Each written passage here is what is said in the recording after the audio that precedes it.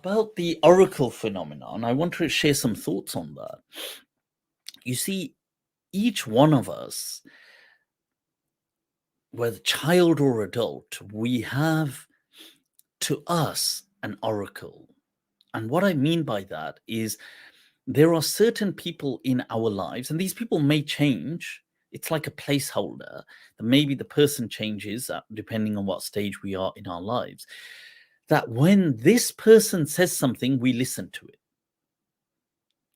So it may be a child in school and it's a particular friend, or it's some particular friends that those three people or that group or this one person or as a teenager, maybe it's this person because they're just so cool, or they're like this, or it may be a co-worker, or it may be a person they it may be somebody that you watch online, or it may be somebody you know in real life, or it may that person holds they are in the placeholder of an oracle for us. Not that we think they are superhuman, but whenever they say it, we accept it. And we all have these oracles. We all have this. Like we are in our lives, you if you look at your own life, you will be much more critical towards certain people saying something than you would to some. If that person said it, I'd be like, okay, I'll think about it. If that person said, you know, blue doesn't really suit you, it doesn't really go well on you. I might actually think about it and think, well, okay. Whereas if these people said it, I'd be like, shut up. Or if some person said, well, actually, no, this thing actually makes sense. It's not actually as bad as we think. If that person said it, I would give it some consideration. But if these people said it, I couldn't care less. That person is in the placeholder of an oracle. For us. So, and this is very clear. Like with children, it's very clear. So it's what Vygotsky would speak about in his theories of learning, which are pitched against Piaget's theories of learning. Vygotsky would call the ZPD, zone of proximal difference, that children learn from their peers. Because you see, the peers are more of an oracle to them than their parents, even maybe not when they're absolute infants, but as soon as, I would say, even in primary school, late primary school, the children are more likely to start believing or accepting or conforming to something if their friends say it and do it rather than their parents, because that ZPD, the zone of proximal difference, makes them more of an oracle in this oracle phenomenon. So what I would say is that Imran said if a hot girl guy says it, it gets more consideration. Sure, I mean, that's sure, but that's slightly different to what I'm saying. What I'm saying is that there is a person in all of our lives. Maybe, I don't know, do some people have none? That would be a shame if they have no one.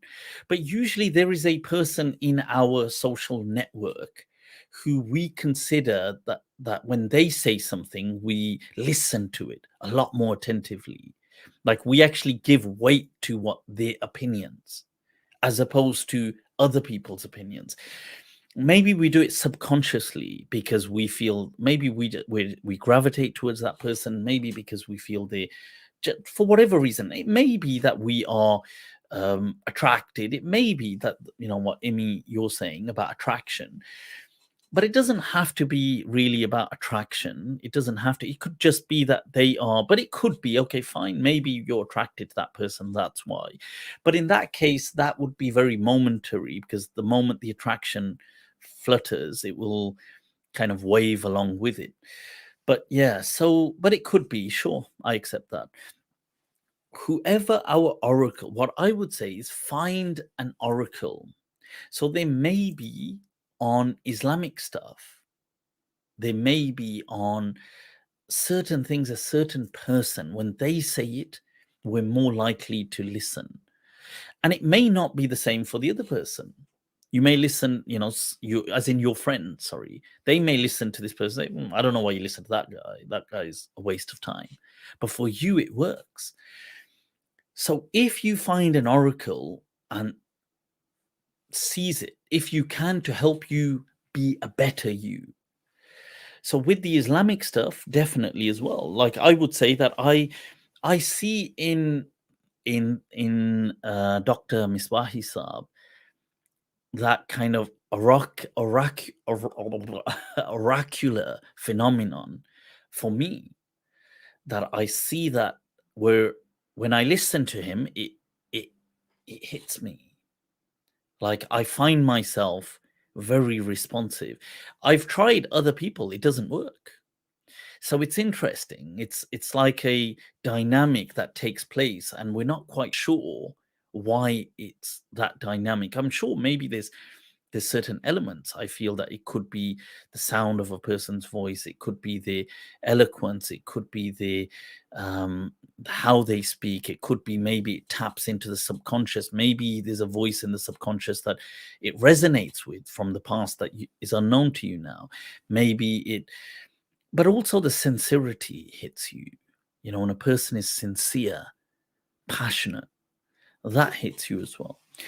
But that I want to share that on. So if you come across someone, and it could be in your day-to-day life or online, that makes you want to be a better person, then optimize, capitalize on that.